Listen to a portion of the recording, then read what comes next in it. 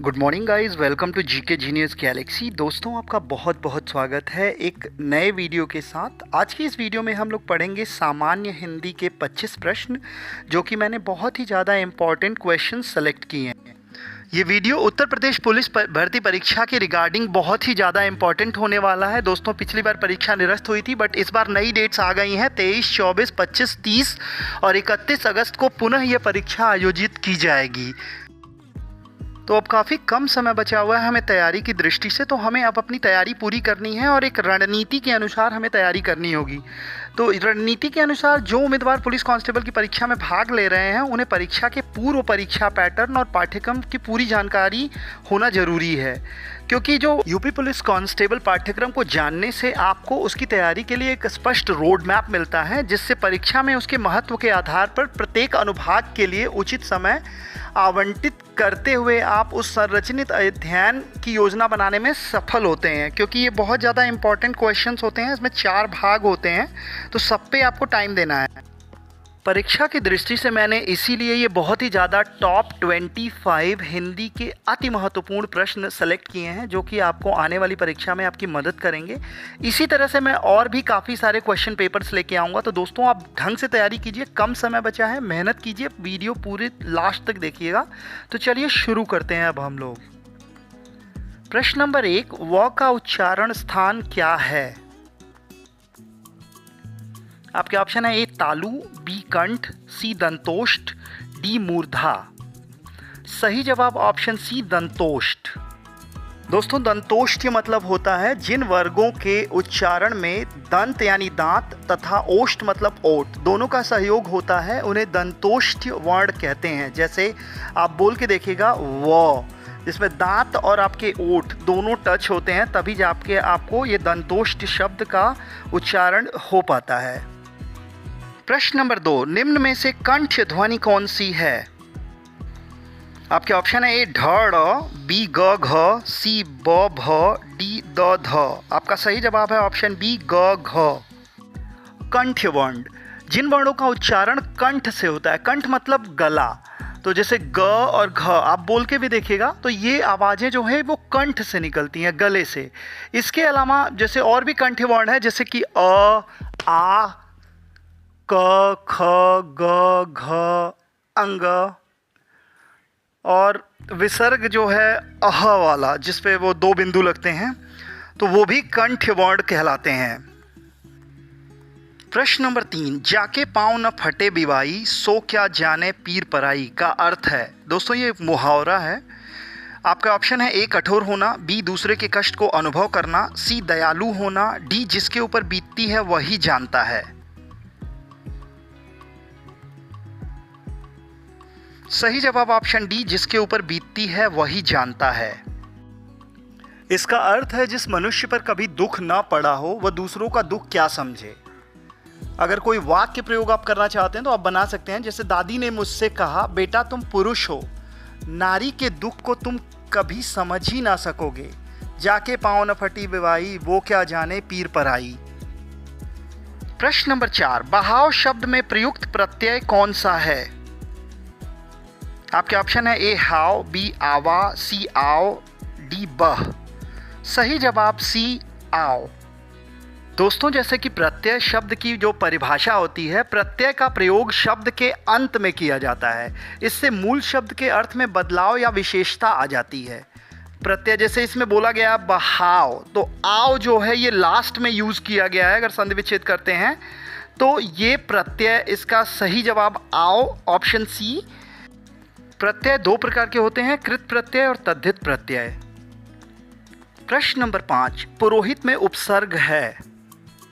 आपके ऑप्शन है: ए पुरा, बी पुरह, सी पुरस, डी पुर। सही जवाब ऑप्शन बी पुरह। बात करेंगे उपसर्ग की। उपसर्ग की परिभाषा है ऐसे शब्दांश जो किसी शब्द के पूर्व जुड़कर उसके अर्थ में परिवर्तन कर देते हैं या उसके अर्थ में विशेषता ला देते हैं, उसे आप उपसर्ग कहते हैं। जैसे कि मान लीजिए एक एग्जाम्पल, सत्य। सत्य मीन्स होता है सच, लेकिन उसके पहले आप उपसर्ग अ लगा देंगे तो वो हो जाएगा असत्य, जिसका मतलब हो जाएगा झूठ। एक और एग्जाम्पल लेते हैं, जैसे मान लीजिए यश। यश मीन्स होता है कीर्ति, उसके पहले आप अगर अप उपसर्ग लगा देंगे तो उसका हो जाएगा अपयश, तो अपयश उसका उल्टा हो जाएगा। तो उपसर्ग मतलब कोई भी शब्दांश इसके पहले जुड़कर उसके अर्थ में परिवर्तन कर दें उसको उपसर्ग कहते हैं। प्रश्न नंबर 6, फूल कौन सा संज्ञा है? आपके ऑप्शन है ए समूहवाचक, बी जातिवाचक, सी व्यक्तिवाचक, डी भाववाचक। सही जवाब ऑप्शन बी जातिवाचक। दोस्तों फूल शब्द जो है संपूर्ण फूल की जाति का बोध करता है। जो शब्द किसी व्यक्ति, वस्तु या स्थान की संपूर्ण जाति का बोध कराते हैं उन शब्दों को जातिवाचक संज्ञा कहते हैं। तो इसलिए इसका सही जवाब होगा जातिवाचक संज्ञा। प्रश्न नंबर 7, सोना कौन सी संज्ञा है? आपके ऑप्शन है ए भाववाचक, बी समूहवाचक, सी द्रव्यवाचक, डी इनमें से कोई नहीं। सही जवाब ऑप्शन सी द्रव्यवाचक। सोना एक द्रव्यवाचक संज्ञा है। वह शब्द जो किसी वस्तु की द्रव्यता का बोध कराते हैं उन्हें द्रव्यवाचक संज्ञा कहा जाता है। या वह वस्तु जो वस्तु के तरल, ठोस, अधातु, धातु, पदार्थ, द्रव्य आदि होने का बोध कराते हैं उन्हें द्रव्यवाचक संज्ञा कहा जाता है। द्रव्यवाचक संज्ञा अगणनीय होती है और इन्हें ढेर के रूप में तोली या मापी जाती है। उदाहरण के तौर पे जैसे गैसीय पदार्थों के नाम जैसे हवा, ऑक्सीजन, कार्बन डाइऑक्साइड, धुआं, नाइट्रोजन, हीलियम आदि पदार्थों के नाम आप ले सकते हैं जैसे दूध, तेल, घी, पानी, दही, जूस, डीजल, पेट्रोल आदि। इसी तरह से आप धातुओं के नाम जैसे हीरा, चांदी, सोना, पीतल, प्लैटिनम, तांबा इत्यादि, ये सभी जो हैं ये द्रव्यवाचक संज्ञा के उदाहरण हैं। प्रश्न नंबर 8, मैं कौन सा पुरुष है? आपके ऑप्शन है ए उत्तम पुरुष, बी मध्यम पुरुष, सी अन्य पुरुष, डी इनमें से कोई नहीं। सही जवाब ऑप्शन ए उत्तम पुरुष। पुरुषवाचक सर्वनाम के 3 भेद होते हैं, उत्तम पुरुष, मध्यम पुरुष और अन्य पुरुष। उत्तम पुरुष जिस सर्वनाम का प्रयोग वक्ता खुद के बारे में बताने के लिए करता है, जैसे मैं, मुझे, मुझको, मेरा, मेरी, यानी अपने बारे में बात करता है तो उसे उत्तम पुरुष कहते हैं। प्रश्न नंबर 9, कोई विशेषण है? आपके ऑप्शन है ए परिमाणवाचक विशेषण, बी सार्वनामिक विशेषण, सी गुणवाचक विशेषण, डी इनमें से कोई नहीं। सही जवाब ऑप्शन बी सार्वनामिक विशेषण। ऐसे सर्वनाम जो संज्ञा शब्दों के पहले प्रयुक्त होकर विशेषण का कार्य करते हैं इसलिए इन्हें सार्वनामिक विशेषण कहते हैं। जैसे कि यह, वह, जो, कौन, क्या, कोई, ऐसा, ऐसी, वैसा, वैसी इत्यादि भी सार्वनामिक विशेषण के उदाहरण हैं। प्रश्न नंबर 10, समास कितने प्रकार के होते हैं? आपके ऑप्शन है ए 2, बी 4, सी 6, डी 8। सही जवाब ऑप्शन सी 6।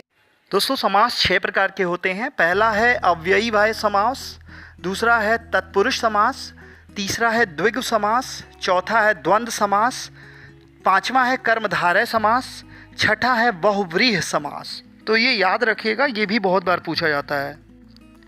प्रश्न नंबर 11, नवयुवक कौन सा समास है? आपके ऑप्शन है ए कर्मधारय, बी बहुव्रीहि, सी द्वंद्व, डी द्विगु। सही जवाब ऑप्शन ए कर्मधारय। दोस्तों कर्मधारय समास की परिभाषा जो है, जैसे कि जिस समास के दोनों शब्दों के बीच विशेषण विशेष्य अथवा उपमान उपमेय का संबंध हो वह कर्मधारय समास होता है। जैसे इसका सामासिक विग्रह अगर आप देखेंगे, नव है जो युवक, तो मतलब नया युवक, मतलब नौजवान युवक, यानी ये दोनों एक दूसरे के बीच विशेषण और विशेष्य बता रहे हैं। तो नवयुवक में कर्मधारय समास होगा। प्रश्न नंबर 12, प्रतिदिन में कौन सा समास है? आपके ऑप्शन है ए बहुव्रीहि, बी द्वंद्व, सी अव्ययी भाव, डी द्विगु। सही जवाब ऑप्शन सी अव्ययी भाव। अगर हम अव्ययी भाव समास की परिभाषा देखते हैं तो इसकी परिभाषा होती है जिसका पहला पद अव्यय हो और दूसरी पद संज्ञा हो तथा समस्त पद अव्यय हो, उसे अव्ययी भाव समास कहते हैं। तो इस प्रतिदिन में आप देखिए, जैसे एग्जाम्पल है, इसमें प्रति जो है शब्द वो अव्यय है और जो दिन है वो शब्द संज्ञा है, तो इसलिए यहाँ पे अव्ययी भाव समास होगा। प्रश्न नंबर 13, नीलकंठ कौन सा समास है? आपके ऑप्शन है ए कर्मधारय, बी बहुब्रीहि, सी अव्ययी भाव, डी तत्पुरुष। सही जवाब ऑप्शन बी बहुब्रीहि। बहुब्रीहि समास, जिस समास में प्रथम पद एवं द्वितीय पद दोनों की प्रधानता ना हो बल्कि कोई तीसरा पद की प्रधानता हो, उसे बहुब्रीहि समास कहते हैं। जैसे कि दोस्तों इसमें आपने देखा होगा नीलकंठ। नीलकंठ मतलब नीला है कंठ जिसका, यानी शिव जी। जहाँ कोई भी पद प्रधान ना हो और समस्त पद के दोनों शब्द मिलकर कोई विशेष अर्थ प्रकट करें। जैसे कि मान लीजिए नीला है कंठ, यानी शिव जी का कंठ नीला है। जैसे एक और एग्जांपल ले लीजिए, जैसे दशानन, दश है आनंद यानी रावण। त्रिनेत्र, जिनकी 3 आंखें हैं, जैसे शिव जी। तो इसी तरह से मतलब उसका अर्थ कुछ निकले अलग, जैसे दोनों शब्दों का मतलब एक कोई तीसरा निकले, जैसे त्रिनेत्र, पीतांबर, लंबोदर, दिगंबर आदि। प्रश्न नंबर 14, निम्नलिखित में से पानी का पर्यायवाची शब्द नहीं है। आपके ऑप्शन है ए अम्बु, बी सर, सी मेघपुष्प, डी नीर। सही जवाब ऑप्शन बी सर। बाकी जो तीनों आप इसमें देख रहे हैं ये सभी पानी के पर्यायवाची हैं। प्रश्न नंबर 15, विशेषण कितने प्रकार के होते हैं। आपके ऑप्शन है ए 2, बी 4, सी 6, डी 3। सही जवाब ऑप्शन बी 4। विशेषण के 4 प्रकार होते हैं: गुणवाचक विशेषण, परिणामवाचक विशेषण, संख्यावाचक विशेषण और संकेतवाचक विशेषण। प्रश्न नंबर 16, सूर्य का स्त्रीलिंग रूप क्या है। आपके ऑप्शन है ए सूर्याणी, बी सूर्यी, सी सूरा, डी सूर्या। सही जवाब ऑप्शन डी सूर्या। प्रश्न नंबर 17, पेड़ से फल गिरा इस वाक्य में किस कारक की विभक्ति है। आपके ऑप्शन है ए संबंध, बी अपादान, सी संप्रदान, डी अधिकरण। सही जवाब ऑप्शन बी अपादान। कारक की परिभाषा संज्ञा या सर्वनाम के जिस रूप से वाक्य के अन्य शब्दों के साथ उसके संबंध का बोध होता है उसे कारक कहते हैं। हिंदी में 8 कारक होते हैं। जैसे एक टेबल है, आप लोग याद कर लीजिएगा, बहुत ही अच्छी चीज़ है ये। कर्ता ने कर्म को, करण से के द्वारा, संप्रदान को के लिए, अपादान से, संबंध का की के, रा री रे, अधिकरण में पर, संबोधन हे अरे ओ ए। ये बहुत ही इंपॉर्टेंट है, ये बहुत आसान है, याद हो जाएगा आपको और ये आपके काम आएगा हमेशा। प्रश्न नंबर 18, उल्लास का संधि विच्छेद होगा। आपके ऑप्शन है ए उल प्लस लास, बी उत प्लस लास, सी उल प्लस आस, डी उल प्लस लास। आपका सही जवाब है ऑप्शन बी उत प्लस लास। दोस्तों उल्लास का जो संधि विच्छेद है उत प्लस लास व्यंजन संधि का एक उदाहरण है। प्रश्न नंबर 19, निम्नलिखित में से देशज शब्द को चुनिए। आपके ऑप्शन है ए गड़बड़, बी परिवार, सी किशन, डी करम। सही जवाब ऑप्शन ए गड़बड़। देशज शब्द किन्हें कहते हैं? वे शब्द जिनकी उत्पत्ति के मूल का पता ना हो परंतु वे प्रचलन में हो, ऐसे शब्द देशज शब्द कहलाते हैं। इसमें देखिए जैसे गड़बड़ है, इसकी उत्पत्ति का कुछ पता नहीं है लेकिन गड़बड़ बहुत बार यूज़ होता है और ये शब्द आमतौर पर क्षेत्रीय भाषा में प्रयोग किए जाते हैं, जैसे लोटा, कटोरा, डोंगा, डिबिया, खिचड़ी, खिड़की, पगड़ी, ठुमड़ी, तेंदुआ आदि। इनके मूल शब्दों का कुछ पता नहीं होता बट ये शब्द प्रचलन में होते हैं। प्रश्न नंबर 19, किस शब्द में उपसर्ग का प्रयोग हुआ है? आपके ऑप्शन है ए अपनापन, बी उपकार, सी पढ़ाई, डी लाभदायक। सही जवाब ऑप्शन बी उपकार। उपयुक्त विकल्पों में उपकार जो ऐसा शब्द है जो उप जो है वो उपसर्ग है, बाकी जो अन्य 3 विकल्प हैं वो प्रत्यय से मिलके बने हुए हैं, जैसे कि अपनापन यानी अपना प्लस पन, तो ये प्रत्यय है, ये उपसर्ग नहीं है। उसी तरह से पढ़ाई, लाभदायक, ये सारे प्रत्यय से मिलके बने हुए हैं। प्रश्न नंबर 20, निम्नलिखित में से किस शब्द में प्रत्यय लगा हुआ है? आपके ऑप्शन है ए नगर, बी जादूगर, सी सागर, डी इनमें से कोई नहीं। सही जवाब ऑप्शन बी जादूगर। इस शब्द में जादू प्लस गर, तो गर जो है ये प्रत्यय लगा हुआ है। प्रश्न नंबर 21, हिंदी में कितने वर्ण हैं? आपके ऑप्शन है ए 52, बी 55, सी 59, डी 49। सही जवाब ऑप्शन ए 52। हिंदी भाषा में 52 वर्ण होते हैं, इनमें 11 स्वर और 41 व्यंजन होते हैं। दोस्तों जैसे कि मैं आपको बता देता हूँ, अ आ ई उ री ए ओ औ, ये 11 स्वर हम लोग देखते हैं। और क ख ग घ अंग, च छ ज झ इय, ट ठ ड ढ अण, त थ द ध न, प फ ब भ म, य र ल व, श ख श ह, छ त्र ज्ञ, श्र ड़, ढ और अह, इन सबको लेके टोटल 52 बनते हैं। प्रश्न नंबर 22, इनमें से भाववाचक संज्ञा कौन सी है? आपके ऑप्शन है ए सभा, बी घर, सी श्याम, डी लंबाई। सही जवाब ऑप्शन डी लंबाई।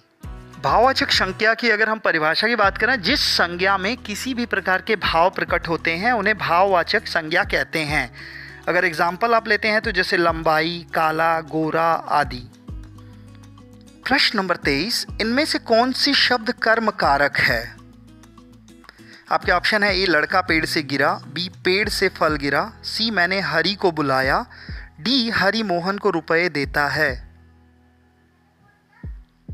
सही जवाब ऑप्शन सी मैंने हरि को बुलाया। इसे परिभाषा के माध्यम से समझते हैं। संज्ञा या सर्वनाम में जिस रूप पर क्रिया का प्रभाव या फल पड़े उसे कर्म कारक कहते हैं। कर्म के साथ को विभक्ति आती है, तो इसमें जैसे देखा मैंने हरि को बुलाया, तो को जहां आ जाएगा, इसकी सबसे बड़ी पहचान होती है जहां पे को लगा है वो कर्म कारक होगा। प्रश्न नंबर 24, स्त्री पुरुष का जोड़ा कहलाता है। आपके ऑप्शन है ए प्रियदर्शी, बी दंपति, सी विधुर, डी माननीय।